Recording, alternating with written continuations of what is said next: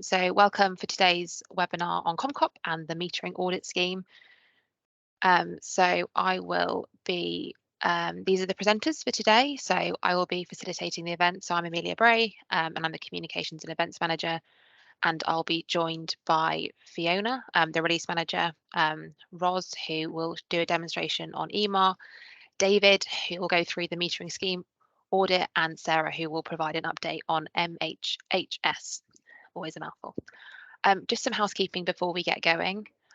So if possible, can everybody keep their videos and microphones off and less speaking, just to save the bandwidth for today. Also, the event is being recorded and this recording will be made available on Friday for you all. And there will be many opportunities today to go through questions, and the presenters will be able to answer those for you. And we'll be using Slido. So if you are using the Microsoft Teams desktop app, you should see an S at the top of your screen. You can click on that and you can pop questions in there. Otherwise, on the next slide, you should be able to join. So you can either use your smartphone and you can just scan that QR code, or you can just type that number into slido.com and you'll be able to ask questions. At the end of every section, there will be a Q&A. So don't feel like you need to wait to the end, ask the question, and it will be there for you. This is today's agenda. So as you can see, there are plenty of opportunities to ask questions. I do just ask that if you do have some issues with kind of Slido in the Q&A, please just pop up your hand on here. You can just raise your hand and you can ask your question verbally. If possible, can you please refrain from using the chat? Deborah, I've just seen your chat and I will pop the Slido code up there again. And actually, I'll just go back onto that if you need to see it again, because I did fly through that. I'll give you a couple more minutes just so you can join, and then I will hand over to Fiona. Are you okay to go, Fiona? Yes, I am. Perfect. The floor is yours. Thank you very much. So I wanted to speak to you today regarding the Consolidated Metering Code of Practice. This in particular is about consolidating the 4 metering codes of practice that are a part of the REC today. Millie, would you mind if we went on to the next slide, please? Thank you very much.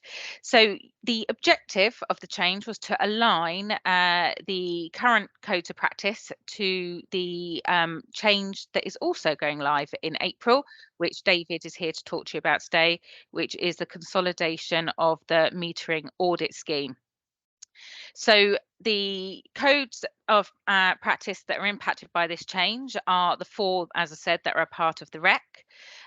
The approach to implementing that change was to provide a direct translation across from the current codes into the consolidating code.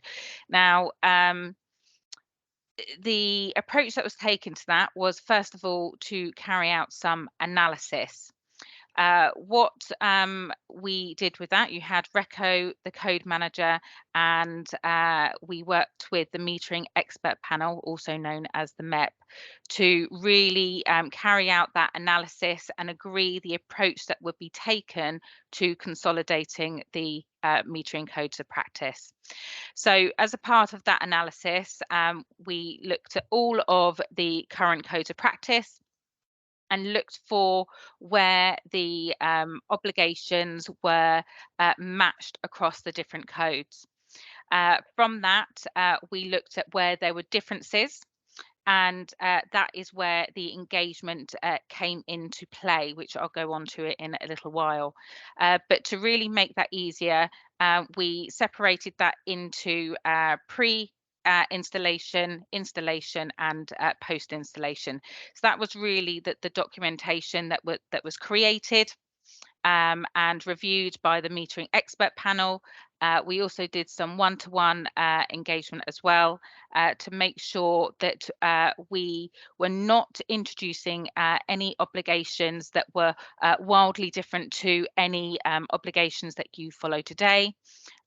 Or you're not utilising via your business processes. So from that analysis, it was determined that although some of the obligations would be extended, for example, from a gas mem over to an electric mem, they wouldn't actually impact on the business processes. So if we could go on to the next slide, please.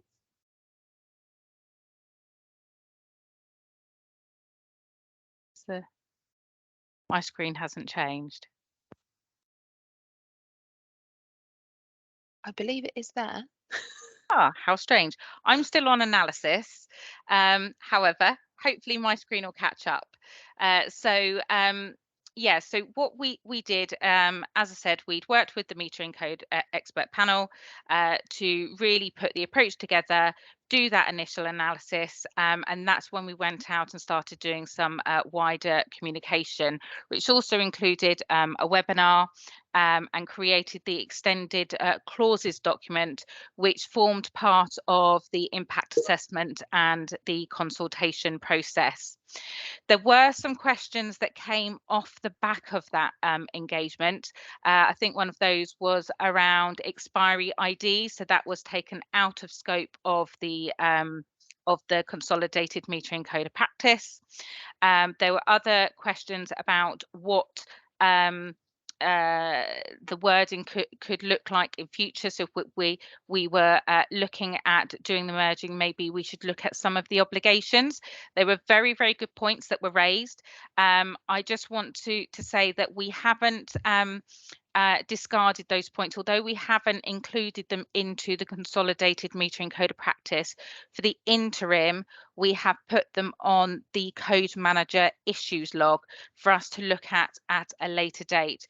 The reason for that is because the points that were brought forward were at the moment, thank you. The points that were brought forward would actually be changing obligations, and the idea of this change was to not introduce new or significantly change the obligations that were in place.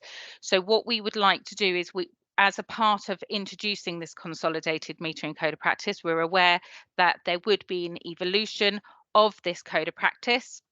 And with that, we will post implementation be raising a change proposal for us to start looking at what the next version of this code of practice would look like.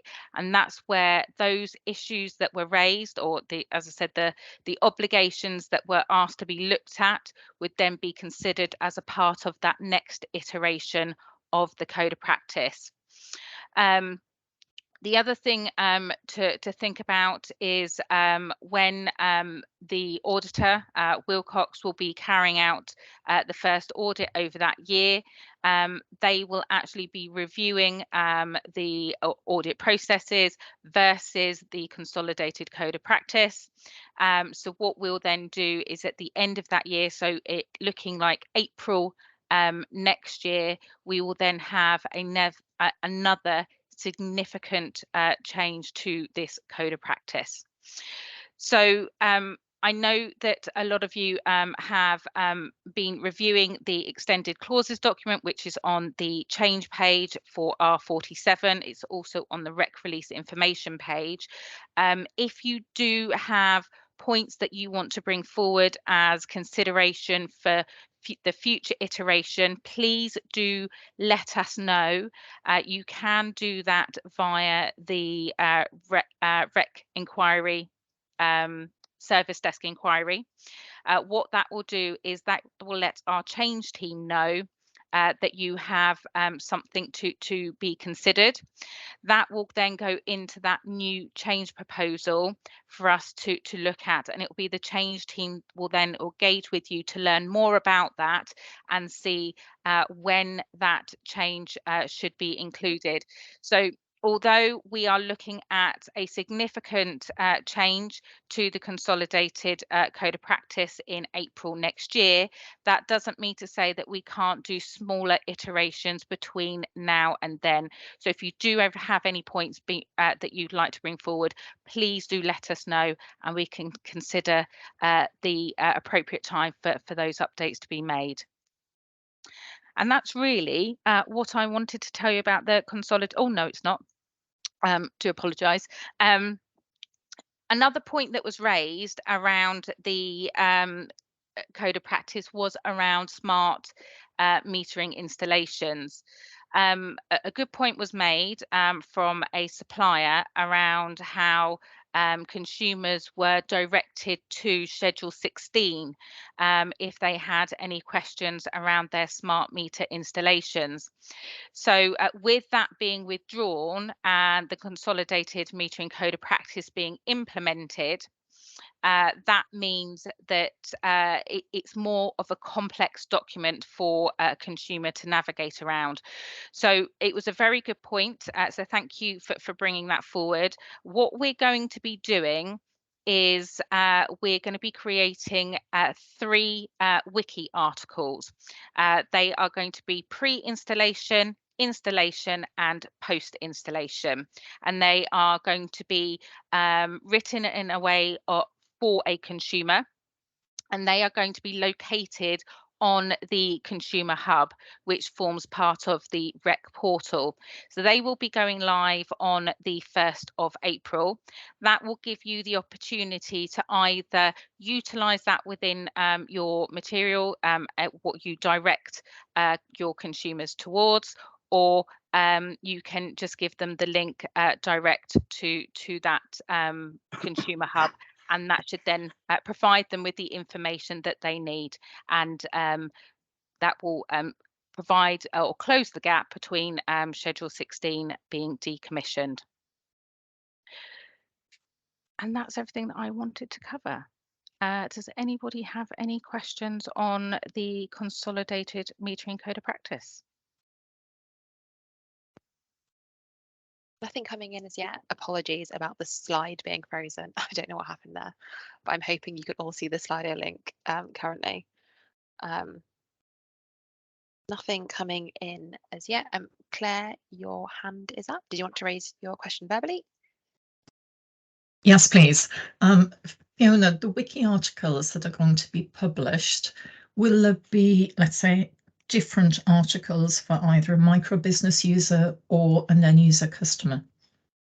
So the way we've done a first iteration, which was a very long wiki article. It actually turned out to be 12 pages. So that's why we're splitting it down.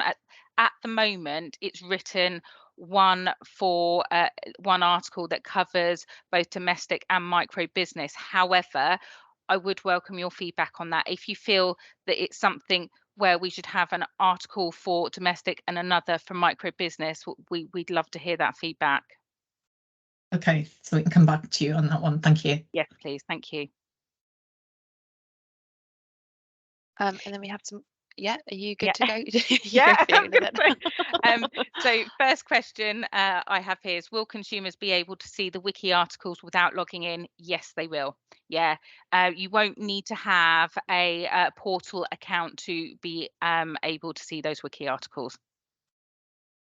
And the second question, will it help to have any particular title for suggested changes to the code?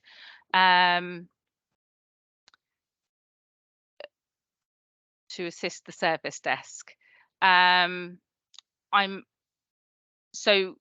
Yes, I think I understand the question.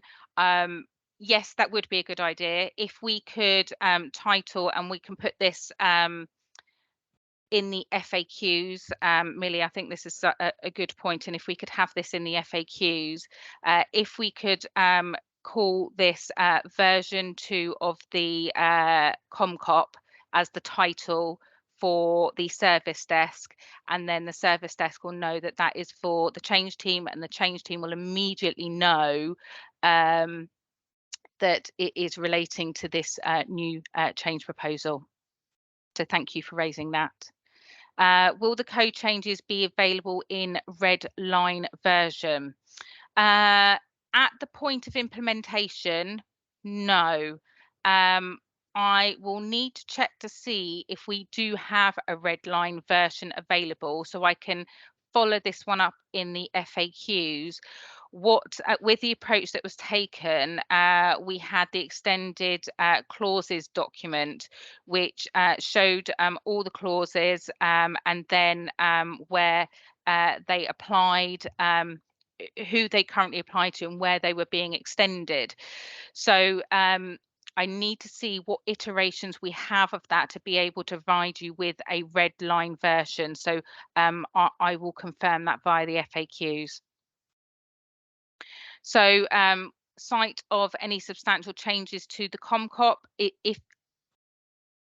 if I could ask, is that for the version that's going live on the 1st of April, or are you talking about the next iteration? If it's for this iteration, it is going live in the EMAR pre-release on the 10th of March. So that's where you'll have the view of the approved legal text and what the document is actually going to look like when it's implemented. If you're referring to the next iteration, we will have engagement throughout the change. We will obviously have the party impact assessments and the consultation, but because of the changes around this, we would be looking to do additional engagement via the AMO, the EOMF, the GOMF, and the MEP as engagement points for those future iterations. Next question. There is a bit of a time delay for making changes to our customer comms and website. Can you have the link to the Consumer Wiki article as soon as possible?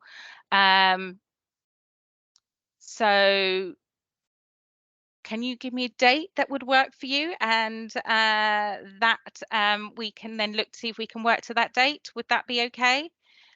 We were planning on publishing it on the 31st of March on the Consumer Hub, because the 1st of April is a non-working day within the code. But if you feel that actually you'd like to have that sooner, if you let us know the date that would be preferable to you and we can achieve that day, then absolutely we will do that.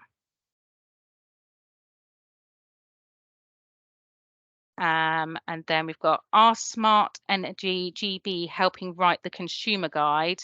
They are good at messaging for consumers. They are not currently, but they can be. So I am going to reach out to them off the back of that. So thank you very much. And will we be able to download a PDF version of the document? If this is referring to the CoMCoP document, at implementation, absolutely, yes, you will be able to. In the pre-release, I'm not sure if you can do that. Ros, is that something that's possible as part of the pre-release? It's not, it won't be on the EMAR, but we do have a Word version that we can PDF and look to make available. So maybe one for the follow-up FAQs on how to access that. Excellent, thank you very much. Brilliant. Does anybody else have any questions?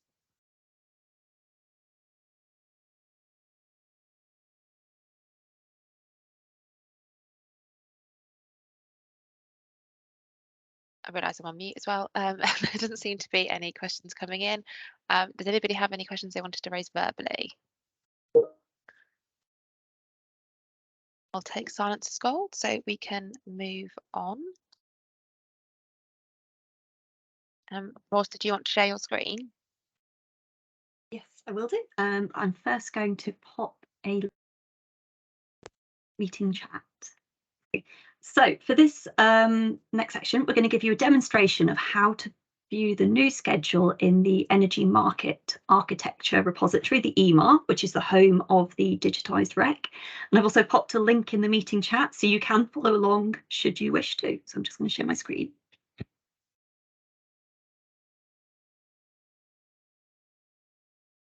So what we've got, you can access the Energy Market Architecture repository from the REC portal. You do need a REC portal account. So when you follow the link here, it'll ask you for your account details, or if you follow the hyperlink I've popped in the meeting chat. Once the new schedule goes live, it's going to appear on the schedules dashboard here under the metering arrangements. Because it's not live yet, it's not on here because we're only linking to the live items within the dashboard. But I've sent you a link that will take you through to the consolidated metering code of practice in the pre-release stream of the EMAR here. And what we have done is if you can see the different responsibility columns here, so we've got gas responsibility, smart responsibility, electricity, and work category. And we have linked where there's a responsibility, for example, smart responsibility ES here, we've linked those to the individual paragraphs. And then we've created what are called views in the system here.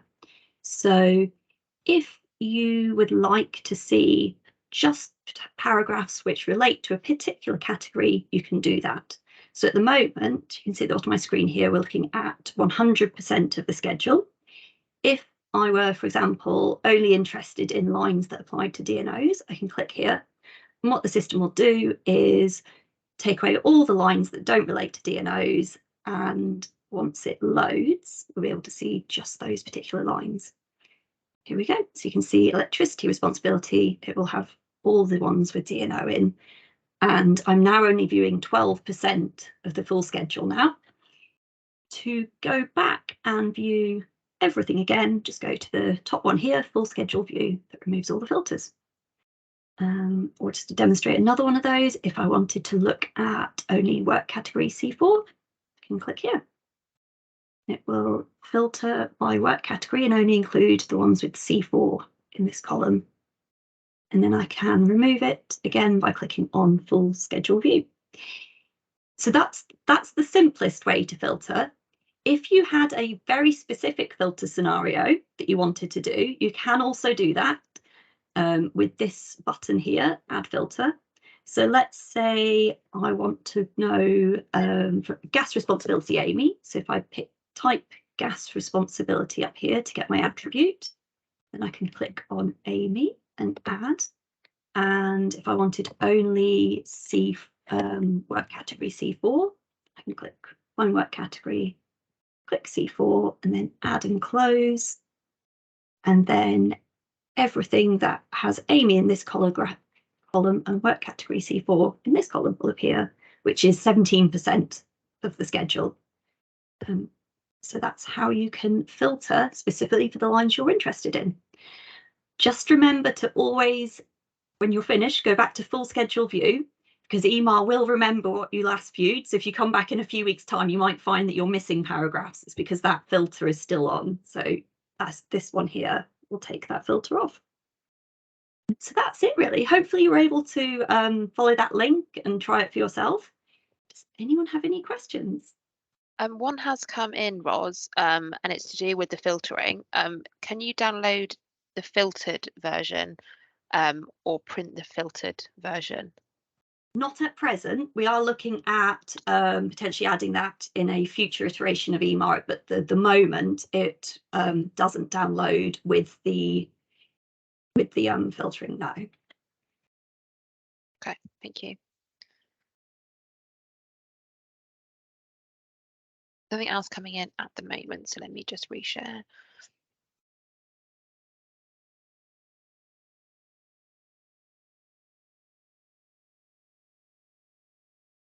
Oh, can you search on words? It's just incoming.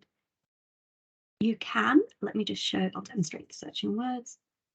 So this is functionality that works on all the schedules, not just this one. But let's say you wanted to search for a process. You can do a filter up here. If I put process, it will bring back every instance of the process that appears in the schedule.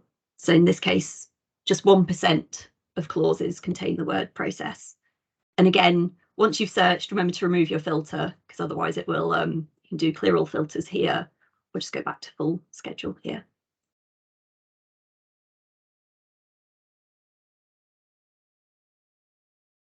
Any other questions?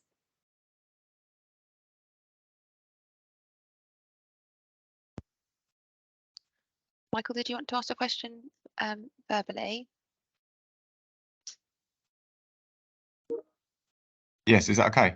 Yeah, Yes, absolutely. absolutely. Yeah, just quickly, I may have missed it, but the it's quite zoomed in when I'm looking through it, but yours appears to be full screen.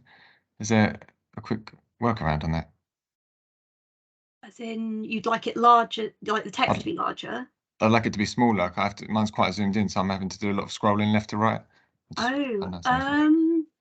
It's because it's in a browser. It's based on your main browser settings, so it would be up here.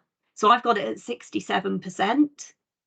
So it is just the browser itself settings that define how zoomed in it is. So if you adjust that. No problem. Thank you. I'll do that. Thanks. Thank you. Also, I've just asked questions, if you keep showing, Ros, on Slido. So there's just an observation. I think it's more of a point, but if you're viewing the email on a laptop, it hides the responsibility owner columns. So would that need to also be a zoom out? You can, if you click on the full schedule, is it giving you them? It should just add them in if you do full schedule. If you press the clear all filters up here and reset columns, it will take them away. But you can always get them back with the view full schedule. But if you're still finding that's an issue, let me know and I can talk to our technical team to see what might be causing that.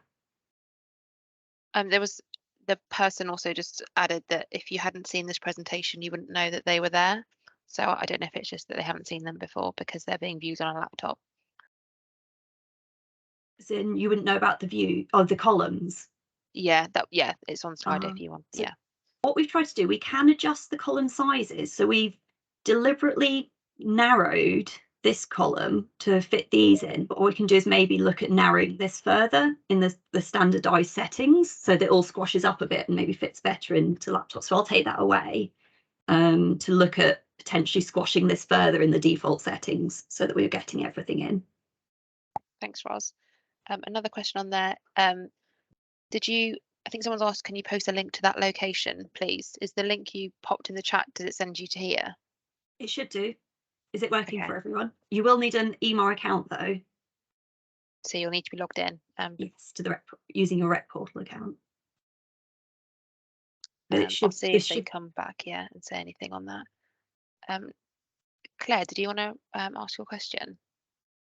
Yes, thank you. Probably easier to ask it than write it. Thanks, Ros. I'm familiar with email and I'm not looking to do anybody else on the call a disservice with it, but thinking about the field guys that are mostly affected by this, I think they're potentially people who don't use email as regularly as kind of back office stuff.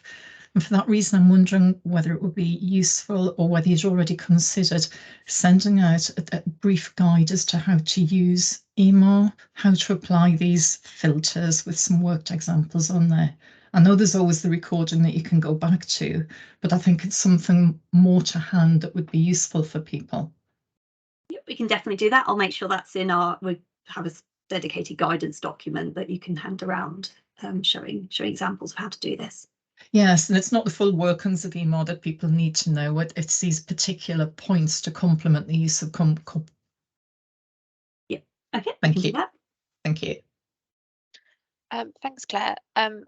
Ros, can you print this? Can you print a version from email? Not from this point. It is something we're looking to introduce, but it won't come out in this format if you were to print it. Okay, thank you. There's nothing. I'm just going to see. There's nothing else coming in at the moment. Did anybody else have any questions they wanted to raise verbally? Well, I do actually have another question. Is it possible to bookmark this when logged into email? You can add the link here to your favorites. You can also create your own dedicated dashboard which you can add favourites to, which is basically a personalised view of this dashboard. That would be a slightly different EMAR training session, but if you did want to find out how to create your own personalised dashboard, I can show that. But it's probably a lot easier just to press the star button up here and bookmark it. But I can pick up separately with anyone who is interested if you want to know about the EMAR dashboard options. Okay, thanks, Ros. I think if that's it, we'll move on unless there's anything else anybody wanted to raise verbally. No, okay, Ros, I'll reshare my screen. Everyone. Oh, thank you. Okay, David, over to you. Thank you. Well, you better start with the first slide then. Good afternoon. I'm Dave Haddock. I'm the contract manager for Wilcox, and we'll be operating the new audit scheme for CoMCoP as of the 1st of April. Just to give you a bit of background, we've been in operation for over 25 years working in the industry. We've got an account management team, including me, knowledgeable on industry structures, codes and practices. We've got frameworks in place for 15 years plus with SGN, National Grid, DNV, Cadent, etc. We did previously provide audit services to Ofgem for the approved meter installer scheme from 2010 to 17. And we've been providing audit services for gas MEMS and MI since 2018. We also have provided a range of mains service and meter installation audits for over the last 12 years. On this new contract, we're providing a lot of continuity by the use of the existing gas MEM and MI management team. We're also retaining 4 existing auditors. We brought in 3 new auditors to cover the increased scope of delivery. We've got auditors with skills across a number of different audit types, enhancing the possibility of multi-audit completions, which I'll go on to later. We've got comprehensive HQ support for finance, HR, quality, health and safety. And we also have current resources already familiar with the use of the audit form platform, which again, I will come on to. Next slide, please. So the new contract starts on April the 1st. It's a 3-year contract, and we'll be starting audits on or soon after April the 1st. And the audits are to determine compliance with the Combined Metering Code of Practice, or CoMCoP. The scope of audits within the contract, the initial accreditation and renewal for gas MEMS, gas MIs, electric MEMS and AMR service providers, and just the initial accreditation for smart metering service providers. There's a number of changes coming, depending on which way you look at it and who you currently are, whether you're a gas MEM, whether you're an electric MEM. All audits will be completed using the same approach and audit formats using audit form. Invoicing will be completed by us. Invoices must be paid prior to the audit. And we've got a range of standard audit charges for each type of accreditation. We're going to move all audits onto a 2-year cycle. Currently, you have a range of different cycles: electric MEMS every year, gas MEMS every year, gas MIs every 3 years, AMRs every 3 years. We're going to move everybody onto the same audit cycle to be consistent for everybody compliant within the code. All audits will be renewal audits, moves away from the current situation of having surveillance audits for gas MEMS, and all audits will include office and site audits. Initial accreditation audits will not include site audits, but following accreditation, the first renewal will be 1 year after, with further renewals then on this 2-year cycle.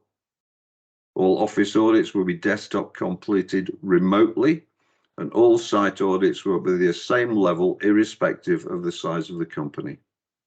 Next slide. So this is moving on to a 2-year cycle. I don't intend to read this but in full, but if you look at who you are down that left-hand side, you will see how it affects you. The gas MEMS and MIs currently are underway for this year, and there will be no changes to the current plans and the current audit schedules.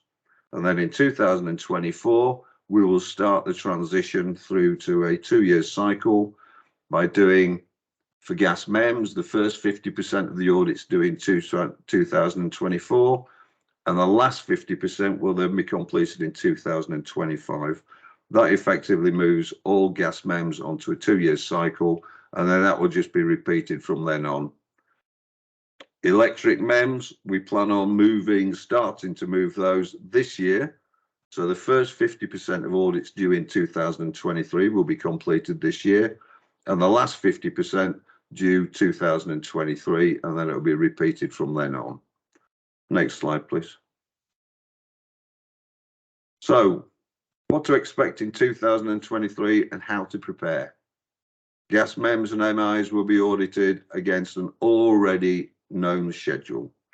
Electric MEMS will start transition to a 2-year audit cycle, and we will agree plans with the Rec Code Manager for the full transition to a 2-year cycle, and all companies will be contacted with what this means for them. Audits will be based on CoMCoP from April 2023, and all companies need to be familiar with the new CoMCoP, and all audit companies need to respond to us in order to set up invoicing processes. This is something that's already underway, and we've had a large number of companies respond. But if you haven't responded, please do as soon as you can, because without that, we can't invoice. The audit formats. They will be built using the audit form platform. It's a web-based auditing tool which we've used for many years. All audit formats will be based on the structure and applicable clauses of CoMCoP. And there'll be a single audit format to cover all office audit types, where we can select the type of company we're auditing, and it will drop out those clauses not relevant, very similar to the process you've just seen with the EMR. We'll have the ability to select specific audit type at the start to isolate the relevant questions and clauses, and the standard format provides for consistency across all audit types. We also have the ability to select multiple audit types at the start of the audit, so we can complete multiple audits rather than doing standalone as they do now. But we are developing standalone formats for site field audits, which we will use for all the different types of companies. Next slide. So the audit platform. This is something we've used for years. We've used it specifically for gas MEMS and MI audit services since 2018. We have the ability to quickly develop and change audit formats if there are, for example, changes to CoMCoP. All audits completed online and held on the web using a consistent audit format. Our resources and the Rec Code Manager are already familiar with the use of the platform, and audit results are available immediately to the companies that we've audited on the completion of the audits. And online access to the full database of audits and the ability to interrogate data for ourselves and for the Rec Code Manager.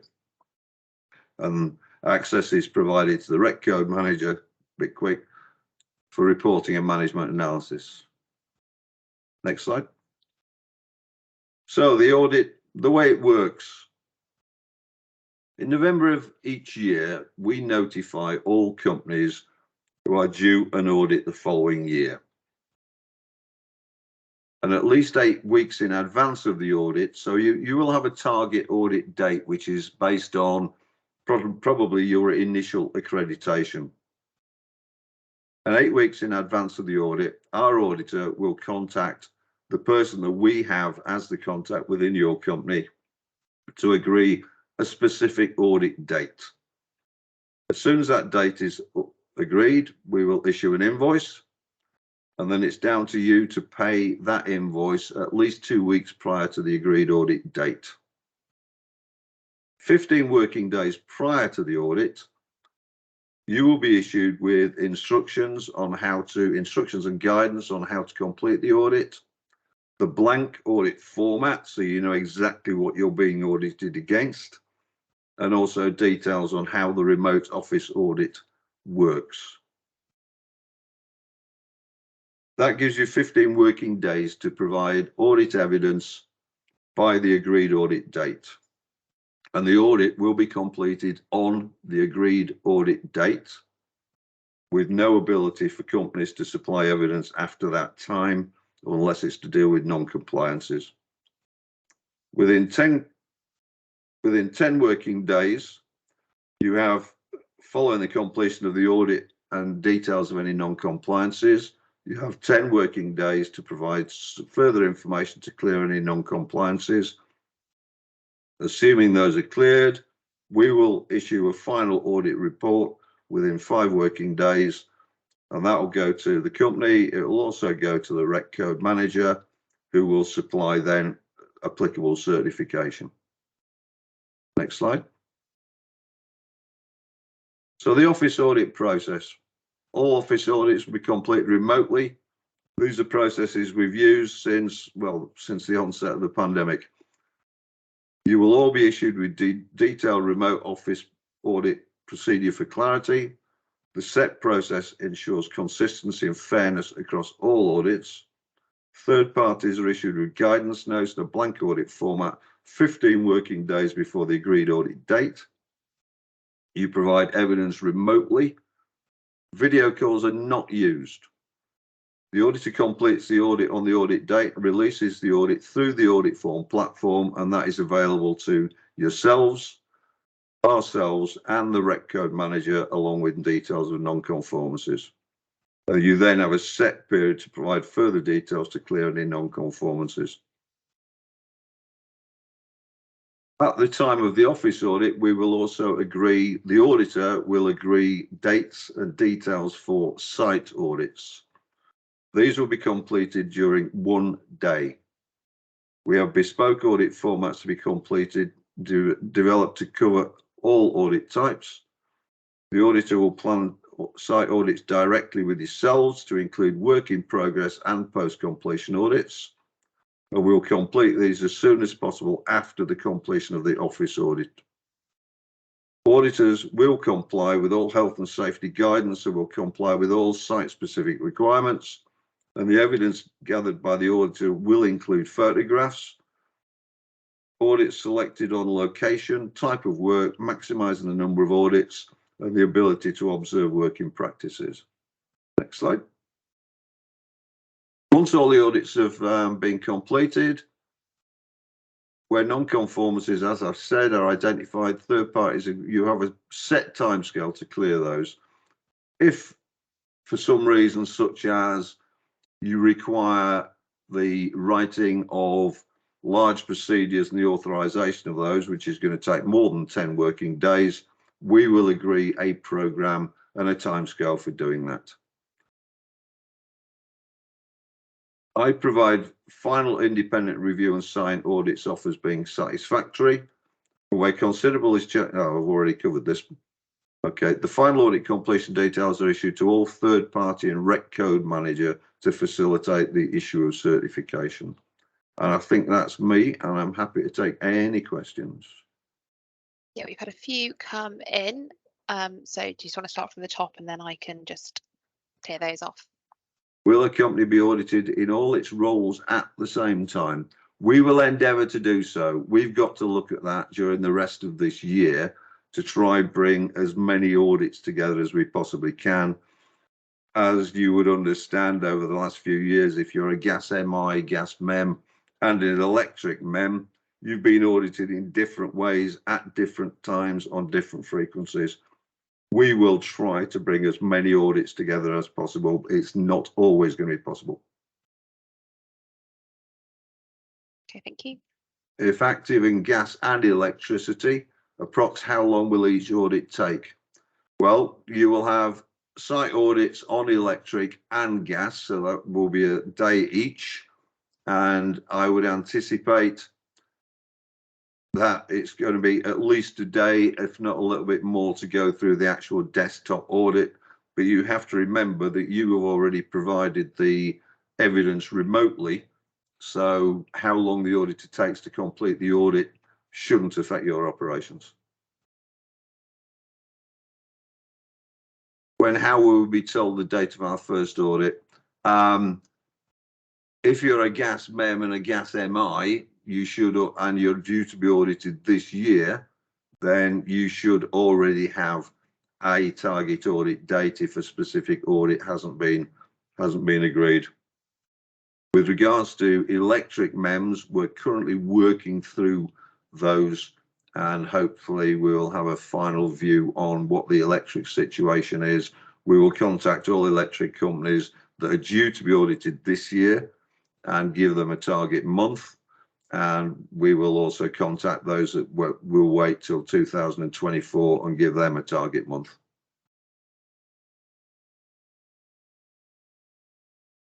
Can a company see its? Yes.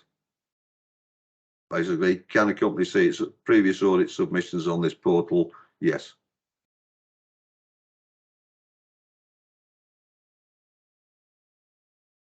Gas MEM. In November, we are due our first, our year two surveillance audit. Does this mean a full audit to the new CoMCoP? Yes, there is no such thing as a surveillance audit under the new scheme. It will be a full audit against the new CoMCoP, but you also have to remember that that means that you will then wait 2 years for your next audit rather than being audited again in 2024.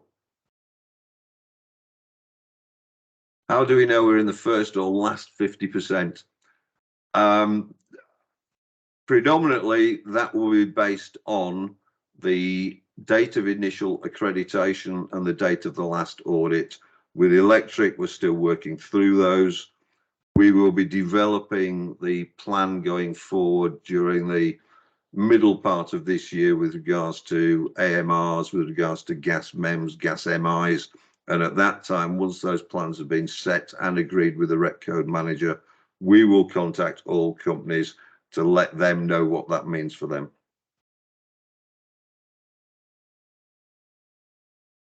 For the first year, can we get visibility of the guidance notes form more than 15 days beforehand? I'd be more than happy to share that with you. You have to understand that at the moment, we're still working through the process of finalising the audit formats as we're having to deal with the new CoMCoP and build those from scratch.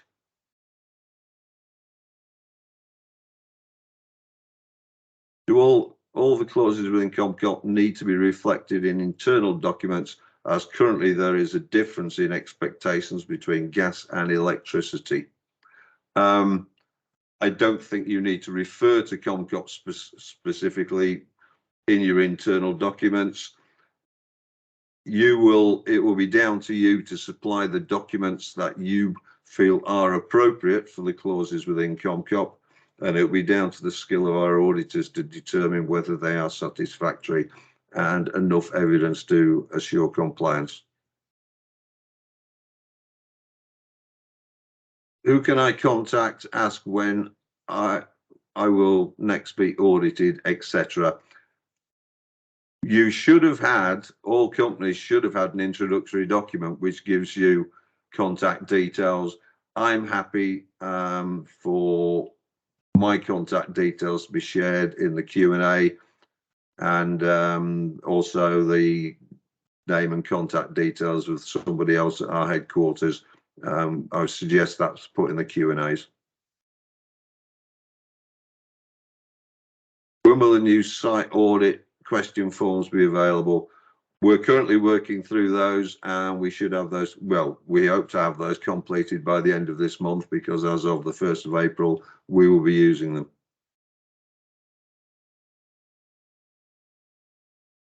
Will differences in commercial contract arrangements, e.g. who makes appointments, be allowed for during audits? I'm not quite sure I understand your question there, Hannah. If you could give that verbally. Yes, I shall. Yeah. So we have different arrangements with different supplier customers currently as to whether we, as the electricity installer, make appointments with the customers, or whether the suppliers themselves operate that service and contact the customers. So looking at CoMCoP, it would suggest that the expectation is that it's the MEM that's doing that. If our commercial arrangements suggest otherwise, is that tolerated? Is that permissible? Or is there still an expectation when we're audited that we should have a process to support that? I would expect a process to support it, as long as the lines of communication for making appointments meets the requirements of the code, then it's fine. Okay, so if all of that was enacted outside of the company by the supplier themselves, we could just point to that. I'm not a technical expert. Eric, do you have a view?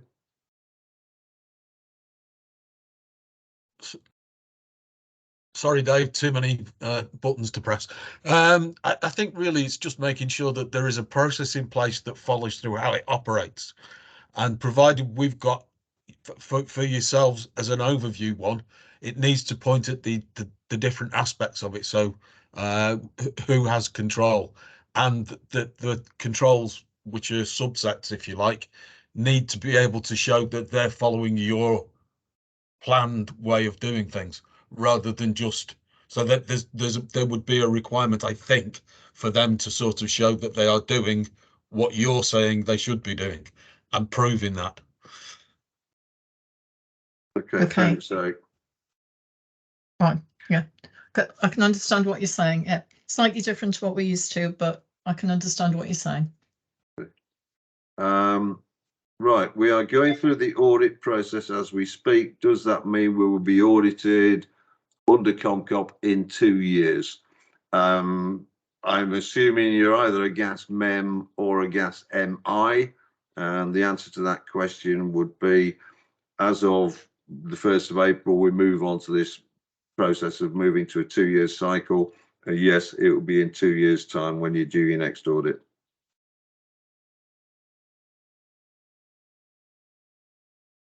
Should energy suppliers receive the intro documents?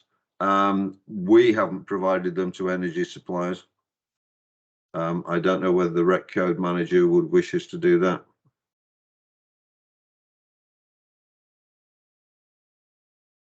Okay, could we take that away and put that in the Q&A, please? Yeah, it will disappear, but I've started it, so. Thank you.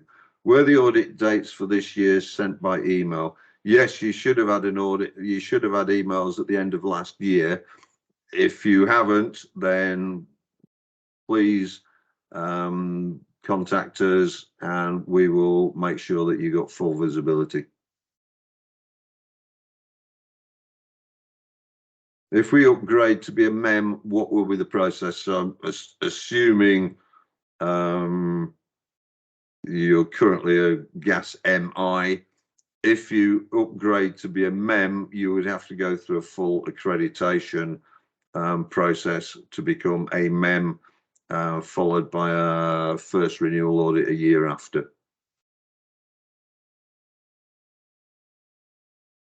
If we just passed an MCOT audit this week, are we now compliant for 2 years, or do we have to complete an additional audit for CoMCoP? No. As of the 1st of April, if you're compliant with an MCOP audit, you are assumed to be compliant with CoMCoP as of the 1st of April, and you'll be part of that moving on to a 2-year cycle.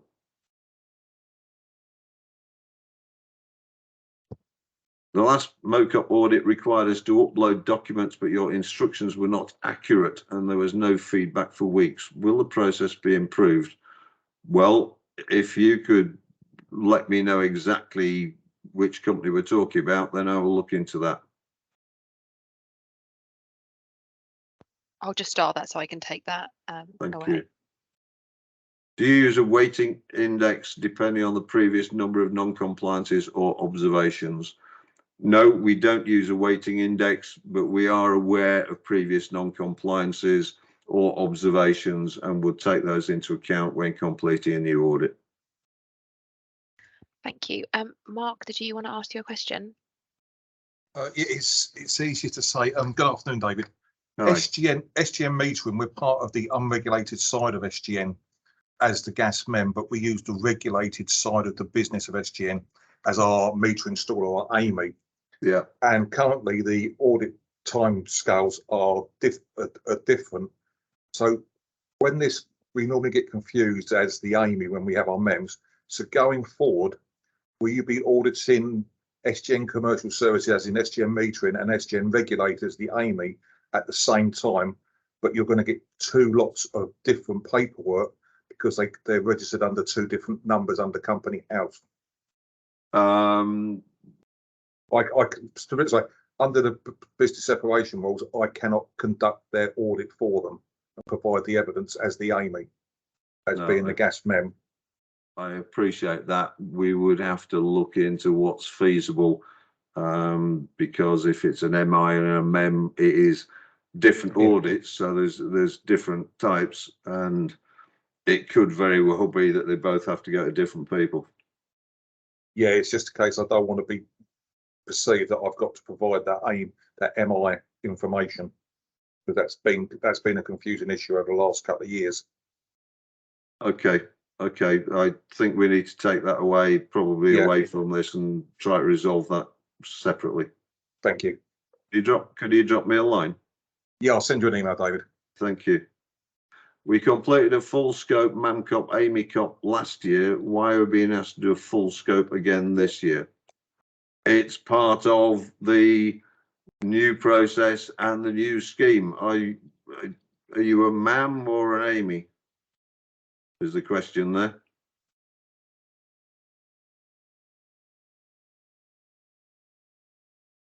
If you answer the next one, because they can edit that if need be. So if you just answer about the electricity MEM one and see if they make any changes to that. As an electrical MEM, when will the annual HQ audit be, 2023 or 2024? At the moment, I can't give you an answer to that question, but I will be able to give you an answer to that question, hopefully by the end of this month, if not early in April, when we've got all the final details through from the current supplier. Okay. Haven't got any updates on that question.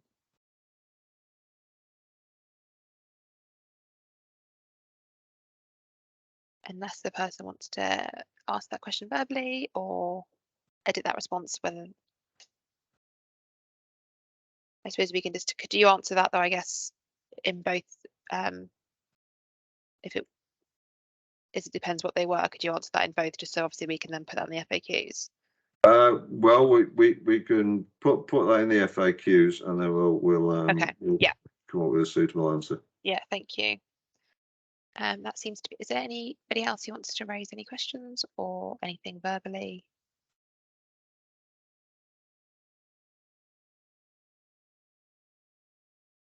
Nothing seems to be coming in. There is an additional Q&A at the end as well, so if there are any questions, we can go there.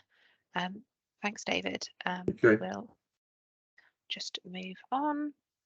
Sarah, over to you. Yeah, hi, thanks. For those of you that don't know me, I'm Sarah Jones. I'm part of the REPCO market-wide half-hourly settlement team, and I was asked to come along today and just give an update on MHHS and specifically any impacts on the CoMCoP. So if you just on the next slide, so I've just got a one slide really just to highlight the impacts on the CoMCoP. So it's fairly limited in terms of the change that's going to be made to the CoMCoP for the purposes of MHHS. And that's really on the basis that one of the key principles of MHHS is it's changing the communications and the approach to communicating meter and data between MEMS, but not how the physical meter works is occurring. So the changes that are required to the CoMCoP itself are limited to some changes around terminology to remove references to non-half-hourly, and some other changes to link into the wider operational changes to the metering operation schedule. I think there's a handful of maybe 6 minor tweaks to the drafting. What we've done is we've taken the legal text from R47, so we've got the latest version of the CoMCoP and have applied the MHHS changes to that. And that's been issued for industry consultation as part of the programme's metering tranche of drafting. So that's out for consultation at the moment. The links on the slides there until the end of next week. And then we'll go through the triage process after that. Couple of other points just to note. There's reference to the ongoing change at R17, which links to site technical details. We've highlighted that within the consultation itself. It links to both the metering operation schedule and the CoMCoP. But for the purposes of the MHHS drafting, we're not making any changes to that site technical details process, and we'll leave any changes to the R17 text and manage those changes in parallel as we come through to implementation. And then the final point on the slide, which is quite a key one, I guess, and one of the reasons we were asked to present, was linking to the accreditation audit under the CoMCoP and the wider MHHS qualification. So really just to sort of clearly set out that all MEMS will be required to go through MHHS qualification as before being appointed to any migrated metering points. But and the scope of that audit, the scope of that qualification is being developed currently through the programme qualification working group. But the expectation is that there'll be no re-accreditation under the CoMCoP. That sort of carries on in parallel, and that really links back to the first point I was making around the changes that are being introduced for MHHS. So the qualification itself is really focused on the communication approach for MEMS rather than anything specific around the physical meter works. So that was all I was going to say about the MHHS. So open to any questions. I haven't got the Slido open, I'm afraid, if there's been things raised. Nothing as of yet. Or just in it as well. Please just raise your hand if you did want to raise anything verbally as well for Sarah.